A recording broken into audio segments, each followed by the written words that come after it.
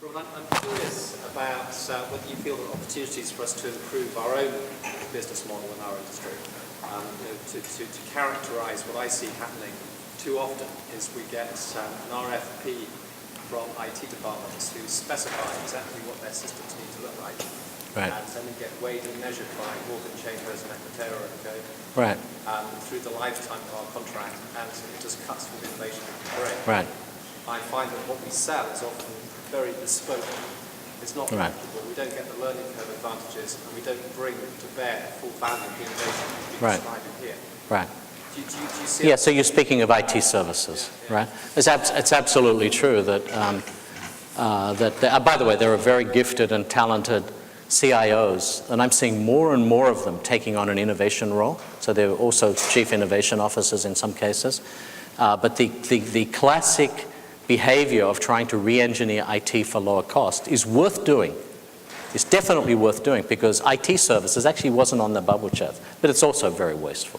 Okay, we all know that 10 to 20% of servers' capacities are used, right? So there's no question that IT services can be re-engineered for lower cost and better quality. Okay, but at the same time, you've got to be preoccupied with how do you use that IT to change what those companies are doing, and you've got to create that as a parallel conversation, and that could involve a CTO, it could involve a line of business. So increasingly, the lines of business have to play an equal role with the implementers of the technology. The SRII model emphasizes that in the two-dimensional structure, but it's absolutely essential to actually work out from the data center and work into change. And if anything, that's what I've tried to show you today, examples of doing that. The last question was, we seem to, in the IT services, we seem to be reduced to an RFP or a procurement process, and this is not delivering the best value for either the procurers of that process, who's often a CIO, or those who are delivering those services. We're not sharing innovations, and we're not being innovative. And the answer is, we've got to change that. Right? So one of the topics that has come up in the work on the 6th that we're doing is the sharing of data. The sharing of data by enterprises in the open forum with anonymity so that research can occur around the world and everybody gets to leverage. However, there's a typical tendency to hold back for a number of reasons, for competitive advantage or whatever. So what would be your message to the executives here in terms of, should they continue to exercise that restraint, or should they liberalize, or how would you give a comfort feel for those people? So I'll hand that question over to Chris for his comments, but my recommendation for SRII would be learn from the great institutions that have come before us. IEEE, ACM, the SIAM in mathematics, American Physical Society in physics, right? American Society of Mechanical Engineers. Fantastic 70 or 100-year-old organizations in some cases. They've confronted that, and I'll tell you, like device technology is as or more competitive than any service business, and yet they produce beautiful conferences where the most advanced work in lithography is described every year and exchanged. And so they allow their scientists and they encourage their scientists to exchange their latest, greatest results. Of course, they patent, right?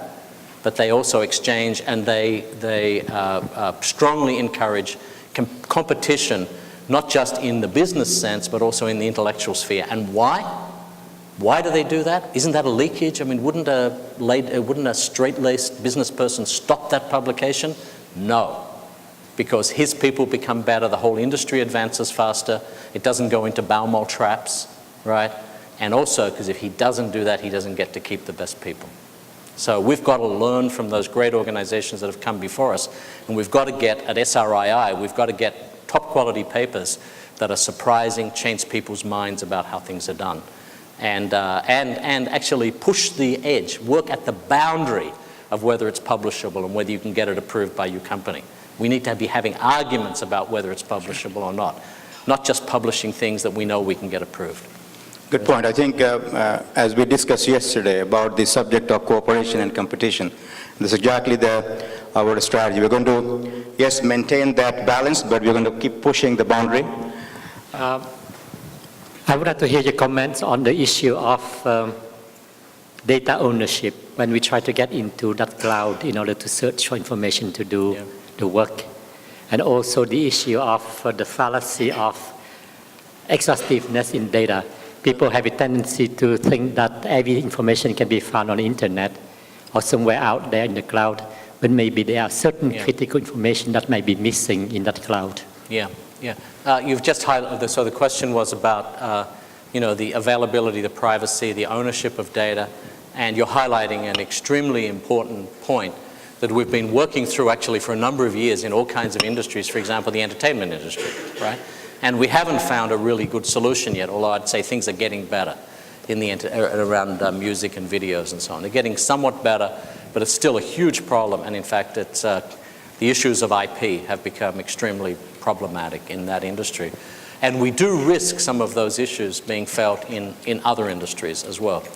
Now, some of the interesting effects that we've seen, there are a huge number of industries around the world which are surprisingly relatively non-competitive. Okay, so I could use the other, for example, cities.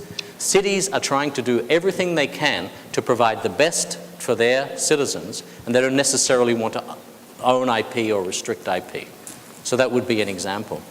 But in the end, this is a technologically induced problem, and in the end, the only sustainable long-term sustainable issues, whether it's IP ownership or privacy, and there are huge risks, and there are even leakages today around personal information in healthcare, which are scary, okay, some of the stuff that's leaking, right? If I could use the analogy with industry and pollution. So industry, the smokestacks, in the Industrial Revolution actually created massive pollution and created all kinds of problems. The only solution to that, we're not going back. The only solution to that is smokestack scrubbers, which burn extra coal to fluidized beds to clean the coal, okay? So that's on us. We're not going back. So therefore, we have to create techniques like homomorphic encryption, techniques that allow data to be processed in an encrypted form, so you can actually do the value-add job on the data without ever being able to actually understand the data. That can be done.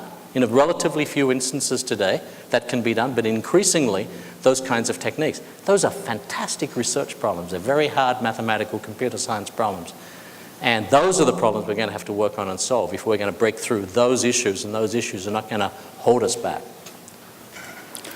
All right, I'm sure you have a lot of many other questions. I'm sure Robert will be around during this conference, so please catch him during the research forums and other networking time to get all your questions answered. Thank you, Robert. Okay.